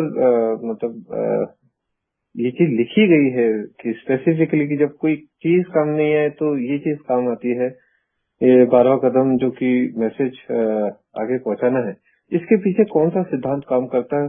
और ये क्योंकि 12वें कदम का काम है तो वहां तक पहुंचने के लिए पहले 11 कदम करना क्या एकदम कंपलसरी जरूरी है? ऐसा उस चैप्टर में बोला नहीं गया है, भेद है उसमें। कैरिंग द मैसेज अपने आप में एक चीज है। कैरिंग द मैसेज जो एक दिन भी सोबर है वो अपने मित्रों को कैरिंग द मैसेज करते हैं, और आप देखते हैं, हम लोग भी देखते कैरिंग द मैसेज करते हैं, तो वो एक चीज है। मगर स्पॉन्सरशिप देना और सिद्धांतों को अपने जीवन में हर क्षेत्र में लागू करना, ये 12वें कदम का 11वें कदम करने के बाद में तो वो भी लिखा हुआ वर्किंग विद अदर्स में कि वो जो हम 12 स्टेपिंग करते हैं तो उसमें उसमें गहराई होती है। तो ये अभी मैं जो वर्किंग विद अदर्स बोला, तो ये लोगों के साथ में कहीं जा रहे हैं, कहीं कैरिंग द मैसेज करने जा रहे हैं, या फिर कहीं मीटिंग जा रहे हैं, या कहीं वर्कशॉप है, कहीं नाइट विजिल है, तो इन लोगों के साथ में इन्वॉल्व होते हुए हम अगर काम करते रहेंगे तो लोगों के अलग अलग कहानियां हम सुनते रहेंगे, और उनके जो बॉटम है, उनके जो तल है, तो हम देखते रहेंगे। तो धीरे धीरे हमारे अंदर उनके साथ में काम करते हुए दारू न पीने की इच्छा, जिसको मैं अनिच्छा बोल रहा था, वो उत्पन्न होती है। तो वो 12 स्टेपिंग जो है या फिर 12वां कदम का जो कार्य है वो अलग चीज है, और ये चीज अलग है कि हम लोगों के साथ में काम करते हैं, उनको काम करते हुए देखते हैं, हम उसमें इन्वॉल्व होते हैं, और जब ऐसे बातें हम करते रहते तो लोगों के जो अनुभव, जो बॉटम हम सुनते रहते हैं, तो मैं भी अगर फिर से दोबारा दारू पी जाऊंगा तो मेरी भी हालत ऐसी हो जाएंगी। तो एक प्रकार का ये पॉजिटिव फियर एक प्रकार का हमारे अंदर उत्पन्न होता है, जो काम का है, जो मेरे को दारू से दूर रखता है। तो इस तरीके से अभिप्रेत है कि मैं वर्किंग विथ अदर्स मेरे दारू बंद करने के लिए उसका उपयोग कर सकता हूँ, वो उस तरीके से अभिप्रेत है। और 12 स्टेप के लिए वो गहराई जो है कैरिंग द मैसेज की, वो अलग तरीके से। तो दोनों को अलग अलग करके हमें देखना चाहिए, ऐसा मेरे को लगता है। जी जी, thank you so much Mohan ji. और दोस्तों, अभी भी हमारे पास में 15 मिनट का समय शेष है। आपके कोई भी प्रश्न हो, एक जो सिद्धांत है उन्हें हम अपने दैनिक जीवन में कैसे लागू करें, स्वागत है आपका। जी विपिन भाई।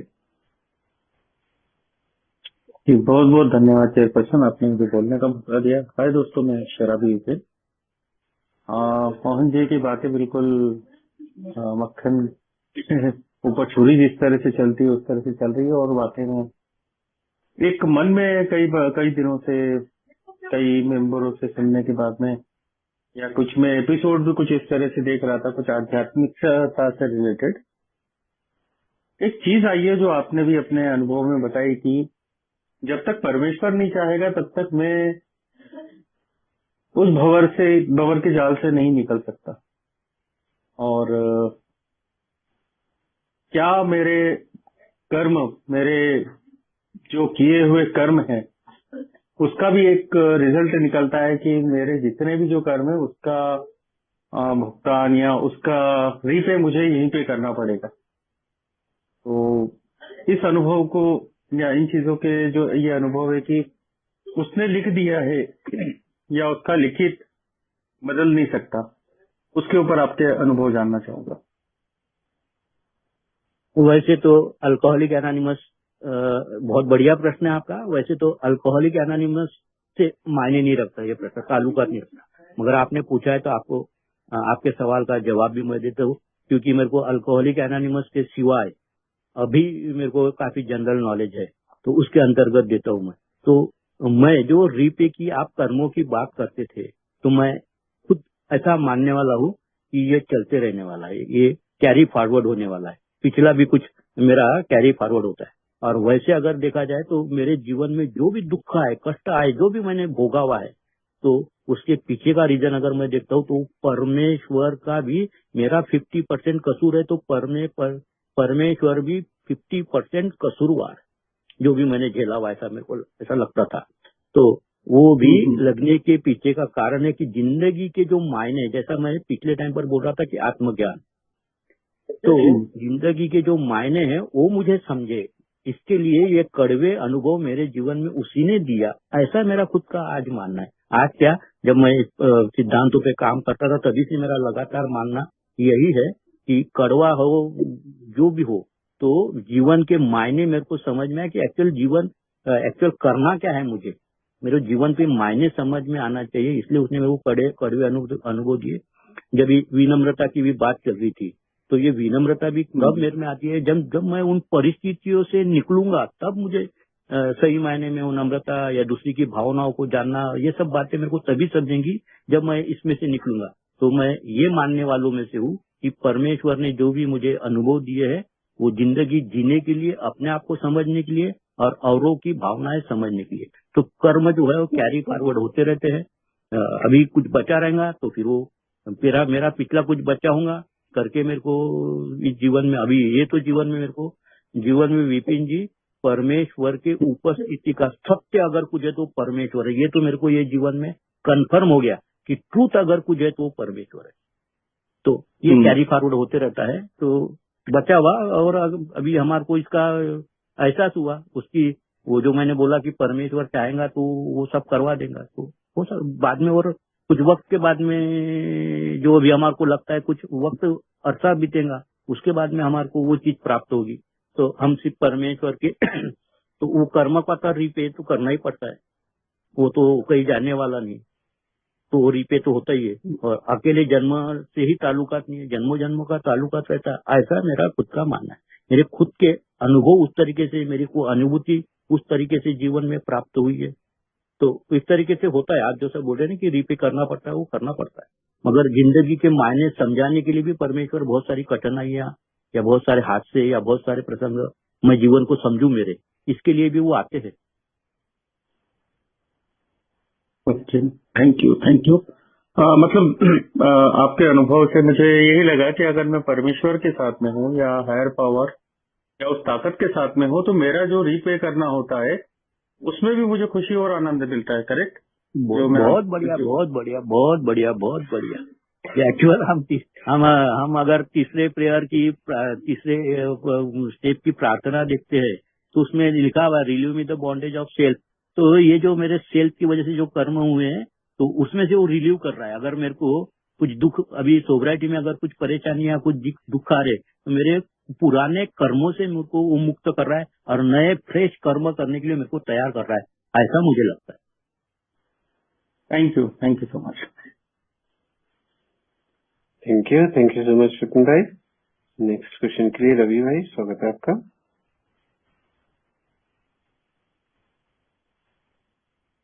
हाय फ्रेंड्स, मैं रवि शराबी।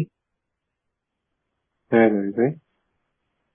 सर, मेरा क्वेश्चन ये है कि जैसे हमें बताया गया है स्टेप्स में कि बिल्कुल सरेंडर करके ईश्वर के सामने सब उनके ऊपर ही छोड़ देना है कि उनकी इच्छा चले और हमारी नहीं।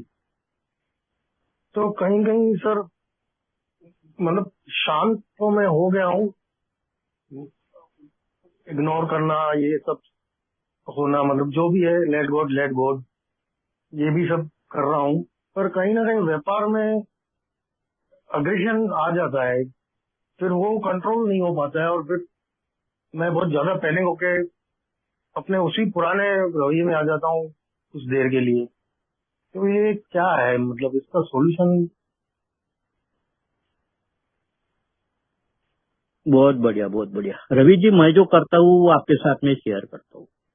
मैं हाँ जब सर। भी अस्वस्थ अपने आप को महसूस करता हूँ, जब भी मैं चिड़चिड़ा अपने आप को महसूस करता हूँ, मैं रिटायर्ड पर्सन हूँ, मगर मैंने 36 ईयर्स मैंने गवर्नमेंट में नौकरी की हुई है। तो जब भी अल्कोहलिक एनोनिमस में आने के उपरांत तो मैं जब ये प्रोग्राम अपने आप में अप्लाई करता था, तो मैं रोज जब भी मैं अपने आप को अस्वस्थ महसूस करता था, चिड़चिड़ा महसूस करता था, तो मैं 2 घंटे के बाद में, 1 घंटे के बाद में अपने आप को अलग करता था, लोगों से अलग करता था, और एक दीर्घ श्वास मैं लेता था, और जरा मेरे दिमाग में उस श्वास को दो तीन ऐसा घुमाता था दिमाग में मेरे, और फिर उस श्वास को मेरे से बाहर जाते हुए मैं देखता था, और फिर अस्वस्थता क्यों मेरे अंदर उत्पन्न हुई इसके ऊपर मैं थोड़ा मेडिटेट करता था।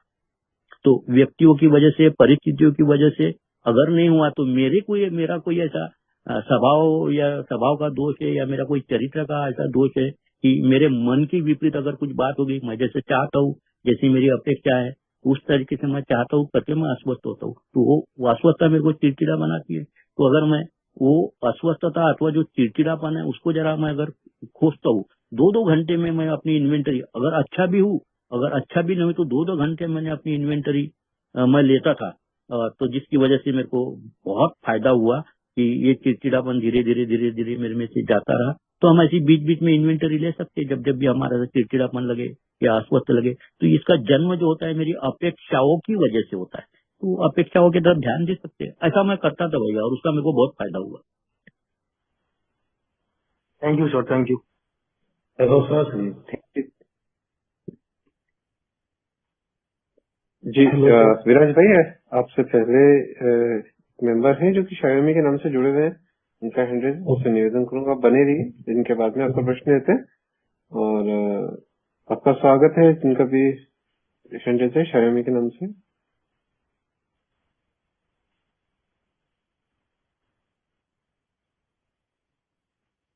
अनम्यूट का ऑप्शन दे दीजिए। तो अनम्यूट का अनम्यूट डायरेक्टली कर सकते हैं। ठीक है विराज भाई, स्वागत है आपका। जी बोलूं? जी जी सर शराब नहीं छूट रही, क्या करूं? थोड़ा परिचय दे दीजिए भाई। विराज है मेरा नाम। विराज, हाँ, ओके। मैं नंबर भी शेयर किया है, और मीटिंग भी करता हूँ सुबह शाम, लेकिन छूट ही नहीं रही, कैसे क्या समझ में नहीं आ रहा। आप लोगों की तो छूट जाती है, मेरी नहीं छूट रही। जी जी मोहन भाई please. Medical science plus alcoholic anonymous का स्पिरिचुअल प्रोग्राम दोनों मिक्स करके करेंगे तो आपकी दारू बंद हो जाएगी। अच्छा, आपने मेडिकल साइंस की मदद लेनी है। अगर अपनी इच्छा शक्ति अगर कमजोर हो रही है, तो मेडिकल साइंस और अल्कोहलिक एनोनिमस का स्पिरिचुअल प्रोग्राम अगर हम पैरेलल करते हैं तो हमारी दारू बंद हो जाती नहीं तो मेडिकल साइंस का क्या प्रोग्राम है? है। साइक्रेटिस्ट की अगर मदद ले सकते हैं। अच्छा,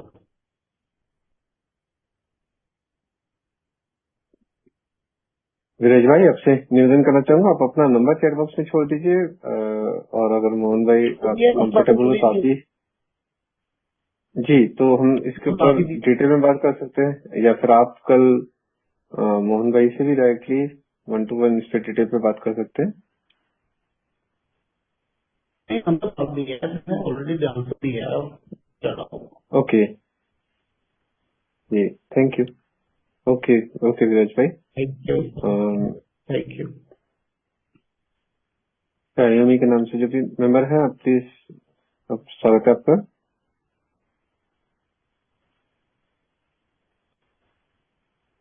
मैं आज शराबी जी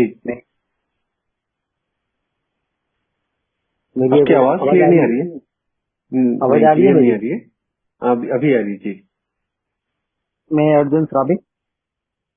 जी स्वागत अर्जुन आवाज आ भाई। रही है मेरी? अभी आ रही है। मैं बहुत बहुत धन्यवाद आज के लिए कि मैं आज मीटिंग से दूर हूँ। आज नहीं, मैं करीब 3 तारीख हो गई मेरे को मीटिंग में जुड़े से, करीब 15 दिन हो गए मेरे को।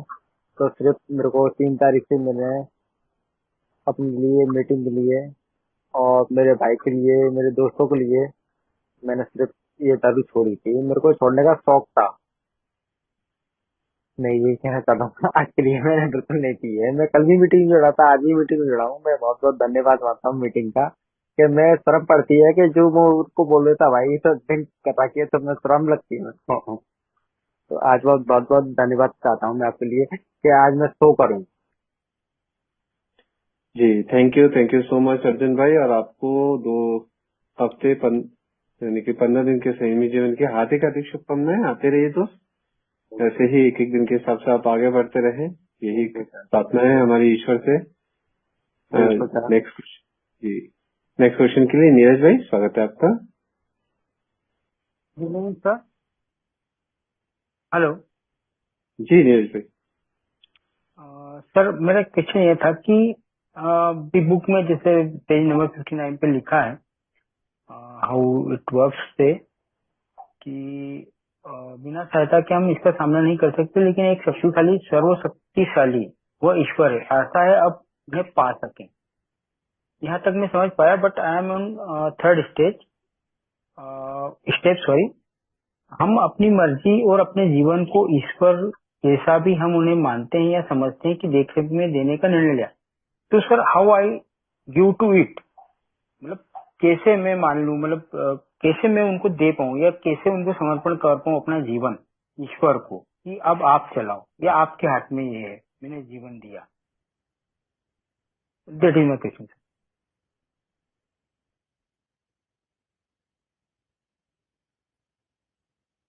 जी मोहन जी,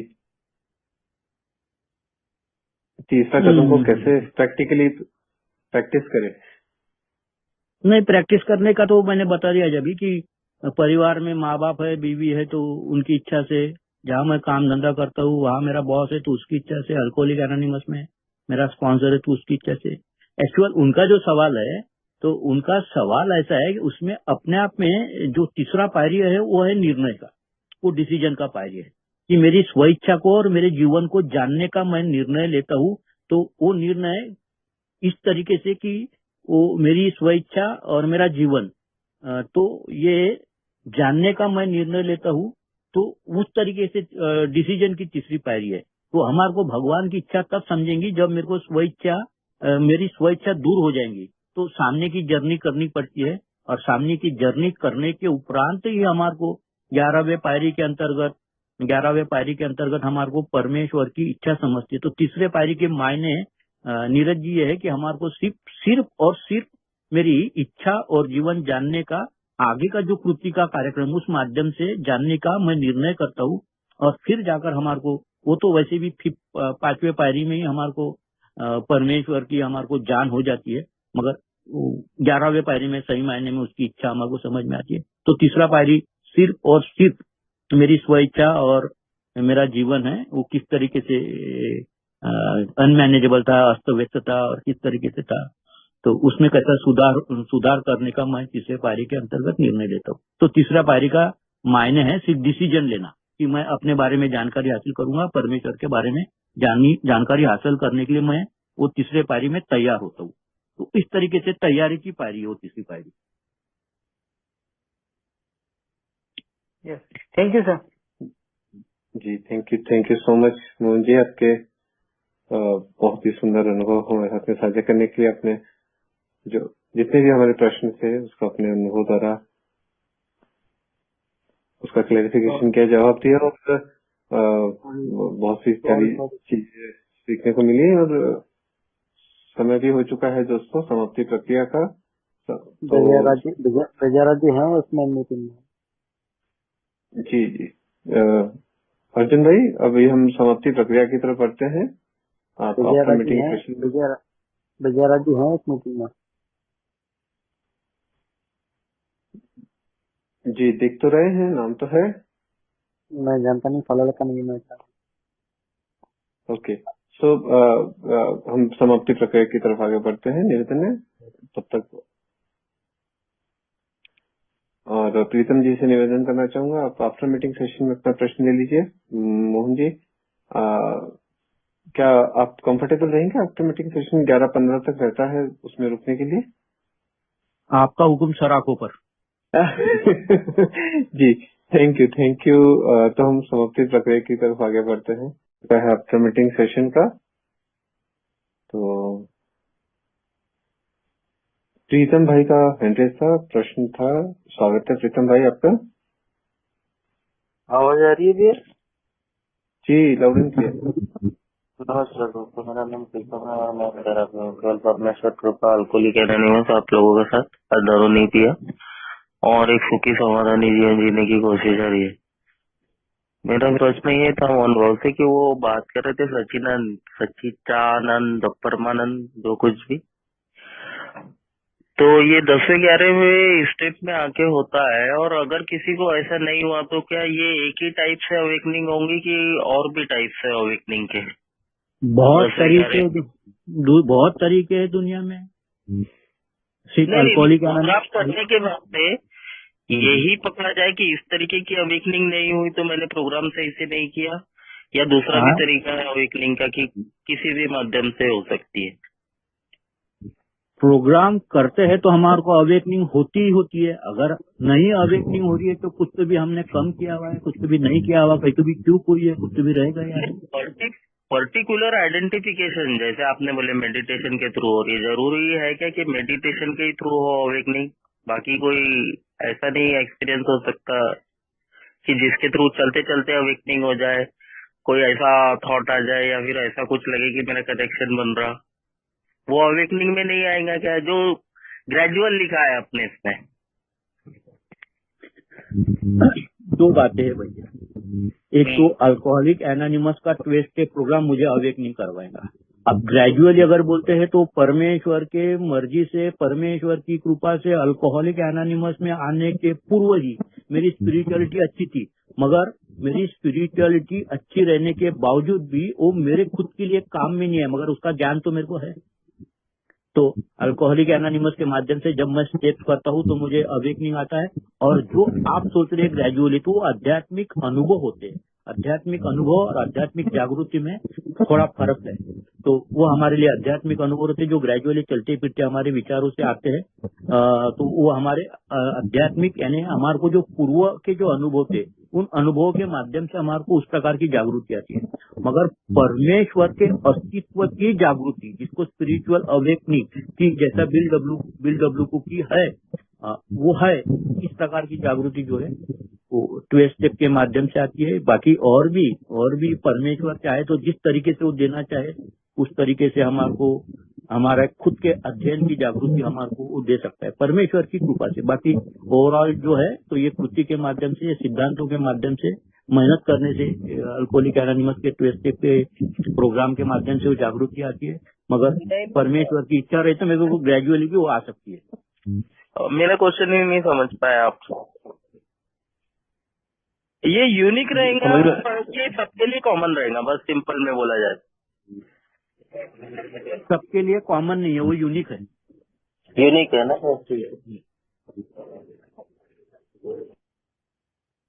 जी धन्यवाद प्रीतम भाई। और दोस्तों, यदि आपके मन में कोई प्रश्न रहेगा हो, स्वागत है आपका। अभी भी हमारे पास में 7 मिनट का समय शेष है। जी विराज भाई। हाँ तो सर मोहन जी का नंबर दे दो ना मुझे, मैंने तो शेयर कर दिया अपना नंबर। जी मोहन जी, यदि आप कंफर्टेबल हो तो क्या आपका नंबर शेयर कर दूं मैं चैट बॉक्स में? हाँ कर देता हूँ ना। और मोहन जी का विराज भाई नागपुर। अच्छा नागपुर, देखो बहुत सारे सो एक निवेदन जरूर करना चाहूंगा। आप पहले चैट बॉक्स में आप व्हाट्सएप में आप मैसेज डाल दीजिएगा ताकि मोहन जी डाल तो दिया मैंने। नहीं, मैं मेंबर्स को बोल रहा था कि आप मोहन जी को व्हाट्सएप कर दीजिएगा ताकि आपको वो अपना कंफर्टेबल समय बता पाए। मैं व्हाट्सएप करूं, मैंने अपना तो नंबर डाल दिया व्हाट्सएप में। जी जी जी जी, थैंक यू। ओम प्रकाश जी, स्वागत है आपका, संजय से आपका। आप डायरेक्टली माइक अनम्यूट कर सकते हैं, आपको प्रॉम्प्ट भी दिया है।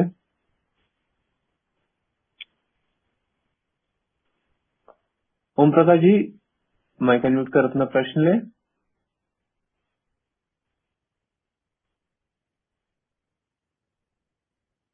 ओके, विशन भाई आपका भी माइक अनम्यूट है, आपका प्रश्न है तो स्वागत है आपका।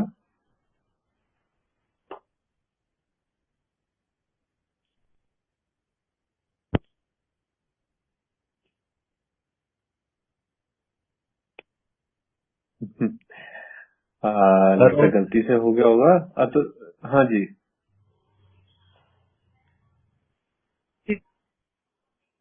हेलो सर मैं ये पूछना चाहता ये क्या स्पिरिचुअल बीमारी है, क्या है ये बीमारी?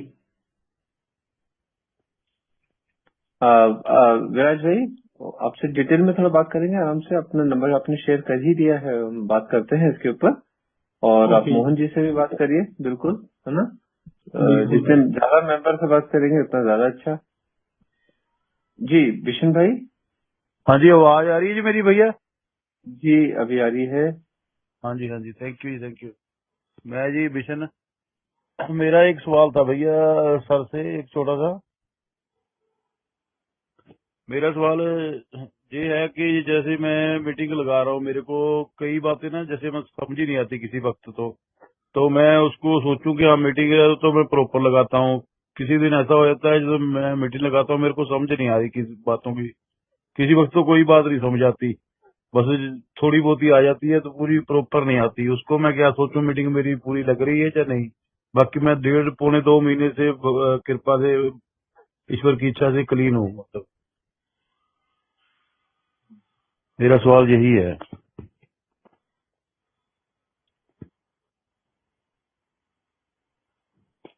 जी मोहन जी, आवाज आ रही है भैया मेरी? जी जी, आपकी आवाज आ रही है।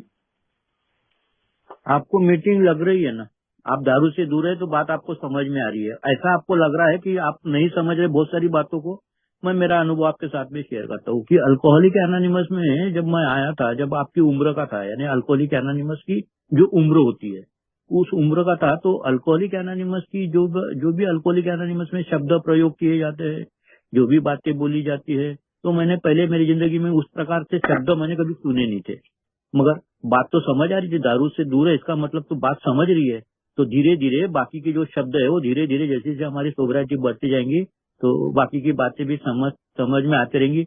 मगर काम की जो बात है, मेन जो बात है, हम दारू नहीं पी रहे इसका मतलब हमारे को अल्कोहलिक एनोनिमस की बातें समझ रही है। और आपके लैंग्वेज में अगर देखूं तो आपको अल्कोहलिक एनोनिमस की मीटिंग लग रही है, मगर आपको ऐसा लग रहा है कि मेरे को समझ में नहीं आ रहा।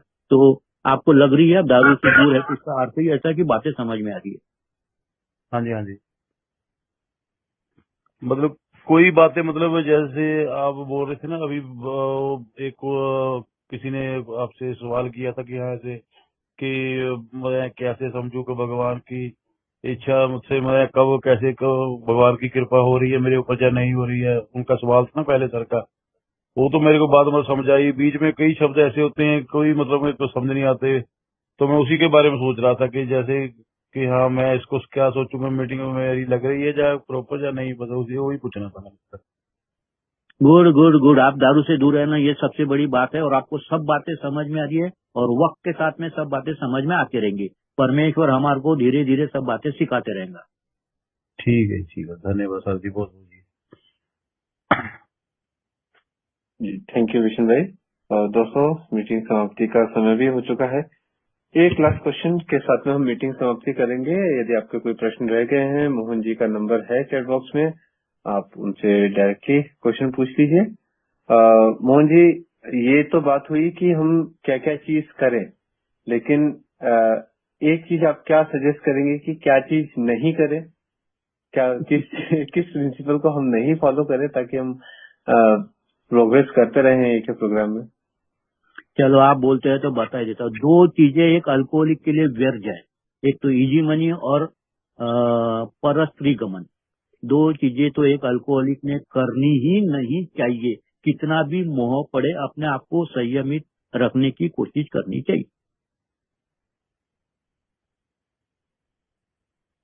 जी जी, यही चीज ना मुझे बोली गई थी और मैंने नहीं सुना और क्विक मनी के पीछे गया और उसके बाद लेकिन ईश्वर की कृपा रही कि वो चीज भी मेरे लिए जरूरी थी।